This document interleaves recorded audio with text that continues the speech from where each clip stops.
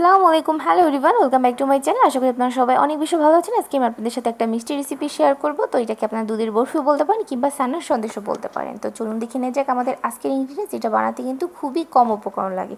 এখানে আমি কিছু বাদাম নিয়েছি, 1 কাপ কন্ডেন্স মিল্ক নিয়েছি, 1 কাপ পাউডার মিল্ক নিয়েছি, 1 কাপ চানা নিয়েছি আর 3 টেবিল চামচ ঘি নিয়েছি।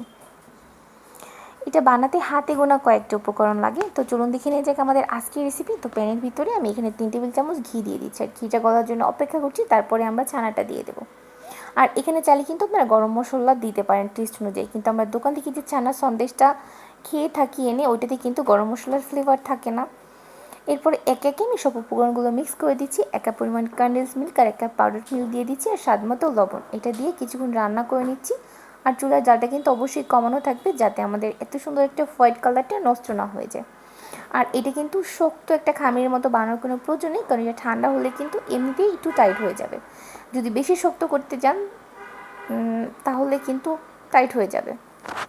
তো আমি যে বাটিটা সেট করব ওইটার ভিতরে আমি দিয়ে দিচ্ছি। আর প্রথমে আমি একটু ঘি ব্রাশ করে নিয়েছিলাম। তো আমি প্রথমে ঘি ব্রাশ করে তারপর এটা দিয়েছি, যাতে আমাদের কাটতে কোনো সমস্যা না হয়, সুন্দরভাবে উঠে আসে।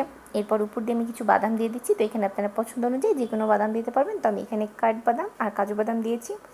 এটা একটু হাত দিয়ে এভাবে করে লাগিয়ে দিচ্ছি, যাতে আমরা কাটার সময় এটা না পড়ে যায়, সুন্দরভাবে এটার সাথে লেগে থাকে। এরপরে আমি এটা ঠান্ডা হওয়ার জন্য কিছুক্ষণ অপেক্ষা করে নিচ্ছি। এরপরে আপনাদের সাথে কেটে এটা শেয়ার করছি। তো দেখলেন তো বন্ধুরা, আজকে কত সহজভাবে আমি আপনাদের সানার একটা সন্দেশের রেসিপি নিয়ে আসছি।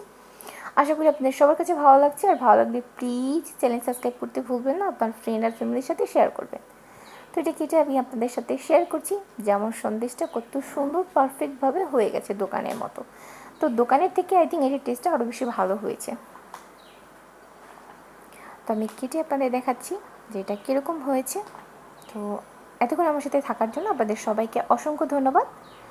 আপনারা সবাই সুস্থ থাকবেন, ভালো থাকবেন। আজ বিদায় নিচ্ছি। আল্লাহ হাফেজ, টাটা।